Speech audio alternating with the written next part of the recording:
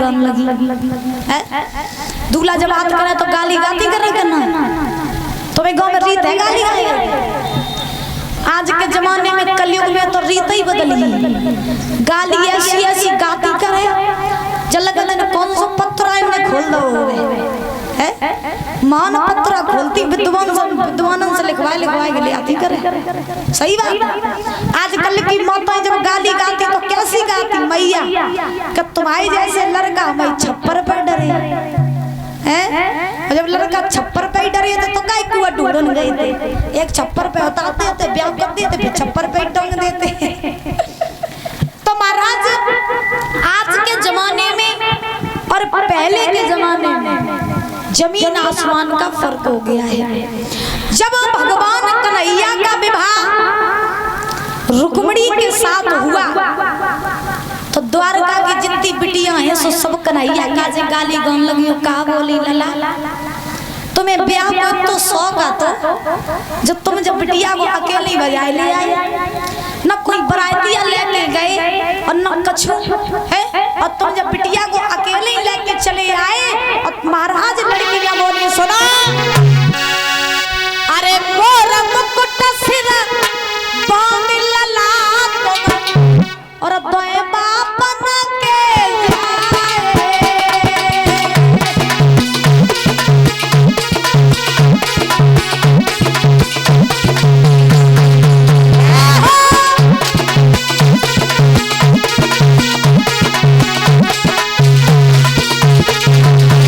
रुक्मिणी की सहेल महाराज जो द्वारका की लड़कियां हैं वो कन्हैया के लिए गाली गाए रही और का बोली लला मोर मुकुट बांधे और दो बापन के जियायो सुना।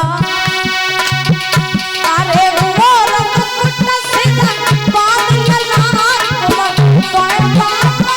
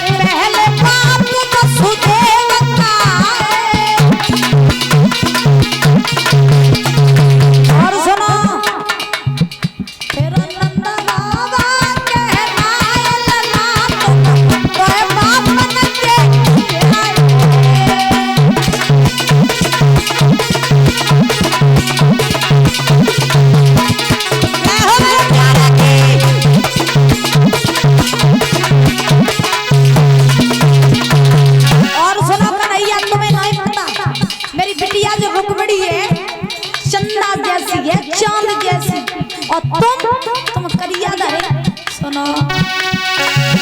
मेरी बिटिया चंदा सी उजियारी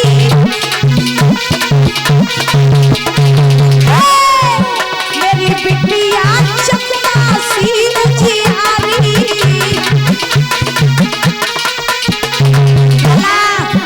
तुम करिया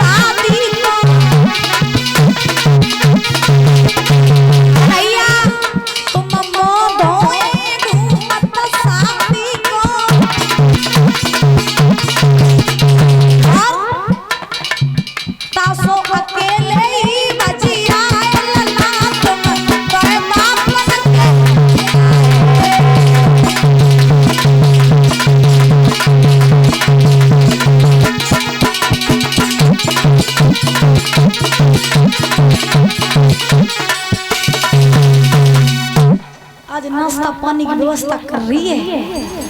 हाँ आदिन को तो मन वही डरो मेरे घर कोई नहीं देख रहा। बोले गोविंद भगवान की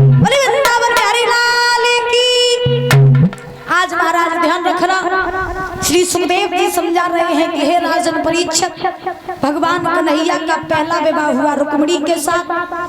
उसके बाद भगवान का दूसरा विवाह हुआ जामवंत की बेटी जामवंती के साथ, और भगवान का तीसरा विवाह हुआ सत्यभामा के साथ। चौथा विवाह भगवान का कालिंदी के साथ हुआ। पांचवा विवाह मित्रविंदा के साथ हुआ, और छठवां विवाह शीलभद्रा के साथ हुआ। सातवां विवाह सत्या के साथ हुआ, और आठवां विवाह भगवान का लक्ष्मणा के साथ हुआ। 8 विवाह हुए भगवान के, 8 पटरानियां कहलाई।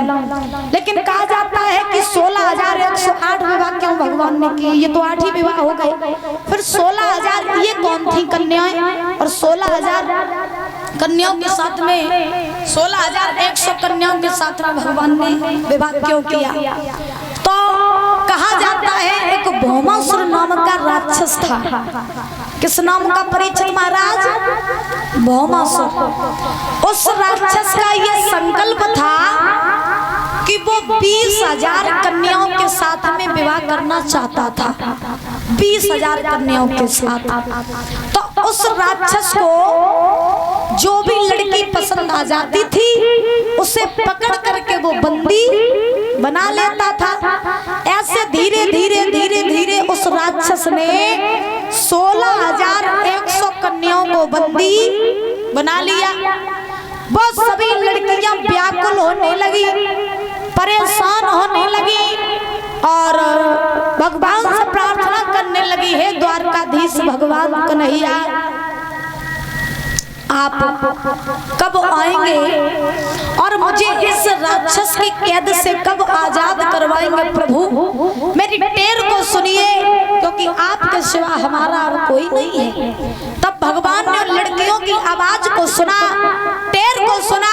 तब भगवान आए, और आकर के भगवान ने उस भौमासुर राक्षस से युद्ध किया।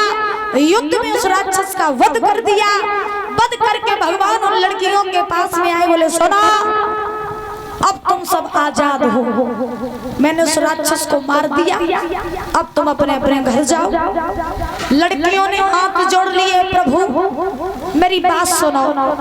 जब सीता जैसी स्त्री को लोगों ने नहीं अपनाया था तो मैं तो बड़ी ही तुच्छ हूँ, मेरा कोई अस्तित्व नहीं है नाथ। मैं अपने घर जाऊंगी, मेरे घर परिवार वाले मुझे अपनाएंगे नहीं, समाज मुझे स्वीकार नहीं करेगा।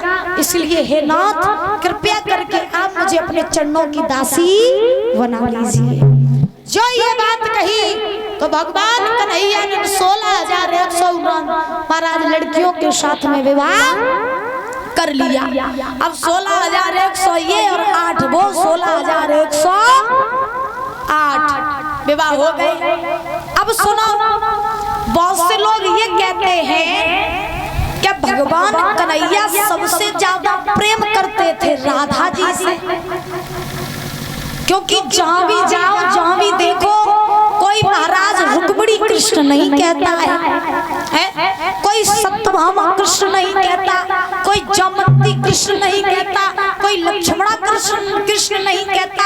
यानी भगवान की 16,108 रानियां जो है उनका नाम लिया ही नहीं जाता, क्योंकि जहां भी जाओ सब कहते राधे कृष्ण राधे कृष्ण राधे कृष्ण। तो भगवान कन्हैया जब राधा जी से इतना प्रेम करते थे तो भगवान का विवाह राधा जी के साथ क्यों नहीं हुआ? तो इसके पीछे दो कारण हैं। कौन कौन से? सुनो। एक बात तो ये कि राधा और कृष्ण ये दोनों अलग अलग नहीं थे, बल्कि दोनों एक थे। जो राधा जी थी वही श्री कृष्ण थे, और जो श्री कृष्ण थे वही राधा जी थी।